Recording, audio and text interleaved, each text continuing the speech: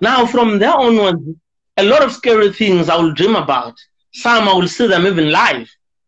Yeah. So when I'm not, I will see all those things. And one of the most shocking things I've ever seen was, again, I was with my cousin, and we're coming back from actually drinking. So we're gonna sleep in the same bed with different blankets. So now my cousin brother quickly fell asleep. So when he was sleeping, I was still taking off my shoes. And then when I turned looking at him, there were two short women, like short with the size of your arm, standing in his spinal cord, looking at me.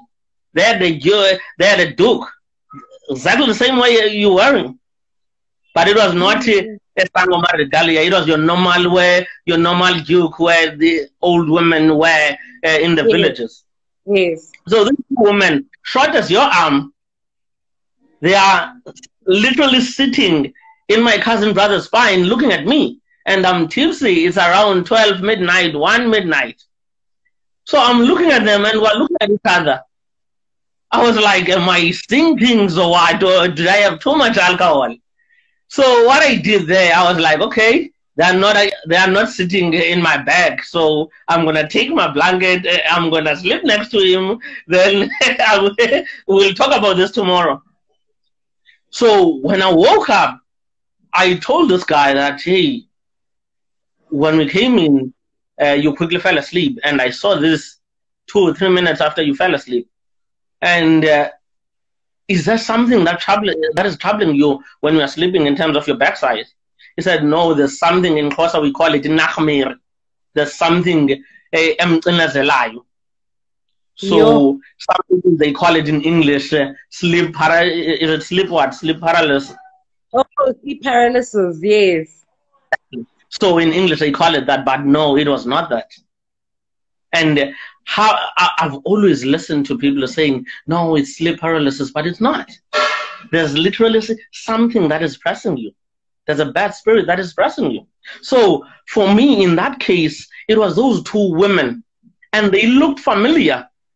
And when I saw them, they looked away. They couldn't stand looking in my eyes. They felt guilty. But these are the same women that they used to look at me. They used to greet me. But now, how come I see two people who look exactly like them, even though they are short in height, abnormal short? And then after I've experienced that, then immediately they can't stand. They can't look at me in the eye. What are they guilty about? So you wonder, you ask those questions, even if you don't believe. Then those questions lead you to something else. So that is when then I thought, okay, yeah, everything, not only dreams, just sing live.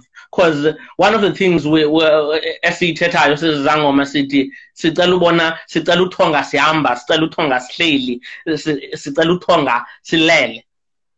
So meaning we want to sleep in our dreams, we want to dream while we're walking, we want to dream while we're chilling with people. So for me, I went through all those stages, and there was nothing I could say, no, man, I do not have a calling.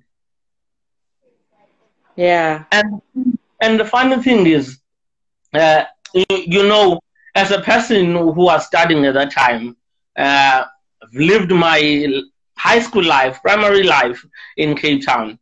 So only occasionally go in December and Easter holidays in the villages. So, and my lifestyle, there's this perception in society that you don't look like someone who has a calling. So yeah, someone with a calling is supposed to look a specific way. Exactly. And yes, one of the reasons I've met people actually who do have this certain look that society wants in a person that has a calling. And I discovered those people, some of them, when it comes to ancestral calling, they responded to the calling a little bit too late when the damage was already done, when they are visibly distressed, when I they are hope like you are. there's one specific person. I did a consultation with her this past week. I'm hoping that she's still here so that she can hear what you're saying. So for me, this I will say it best in Xhosa and Giti. When it comes to the ancestral calling, it's something that is in your head. It's something that is in your chakra, for instance. So mostly you use the head. So you see things that an ordinary person doesn't see. Now, when I talk to someone who's very ordinary and say, I can see there's someone you're walking with, that person, in the physical sense, he will believe that is walking alone. So he'll say that, no, Gajen, you're crazy. That's the definition of a calling. You are crazy in society's eyes because you see things that other people don't see. So that actually, we must admit, it does work on your psyche. It does work on your mind. It does trouble you, even in your emotions.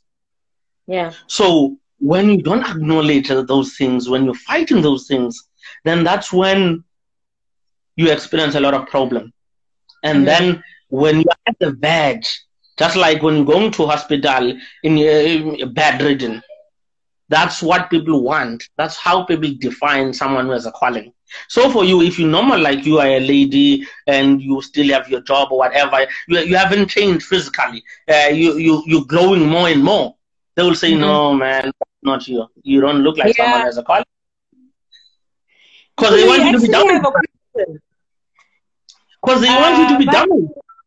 Gogo and Mkulu, I hear high-pitched sounds in my ears every night.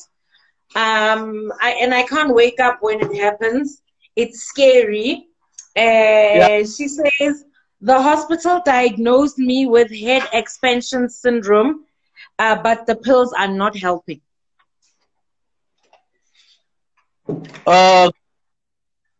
Give me a second. Okay, I had the exactly same thing. You know what? I even put fish oil or cooking oil in my ears. I know the sound is going to be better. But hey, it's the most irritating sound. I hear it, but not always, but I hear it. Yo, man, for me, I didn't know anything, actually. That's one of the things that I had signs of. And you know, when you're living with someone who knows a bit of those old school methods. So that person advised me to put cooking oil in my ears, and I did. A job. And what happened? Job. No, the same thing happened. Nothing changed until I went to Esbaya Sasekaya, Shlandi, to the family kraal. I was advised, then I went there and I talked to my guides and I said, can you, because one of the things I always encourage people to say, because we have body if you get what I mean. Every time signs. So awuthetha namadlozi wakho ukuthi no ndicela ezinhlungu zomzimba okanye ezi signs zinikhathazayo.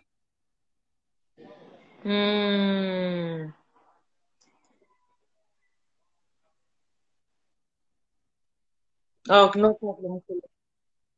I went to the family car and I spoke with my guides and I said, all these body aches I have, can you guys let it stop?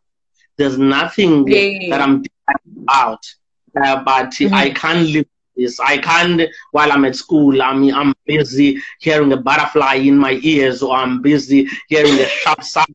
It's a bell. So after I came back, then that's when things started to be okay.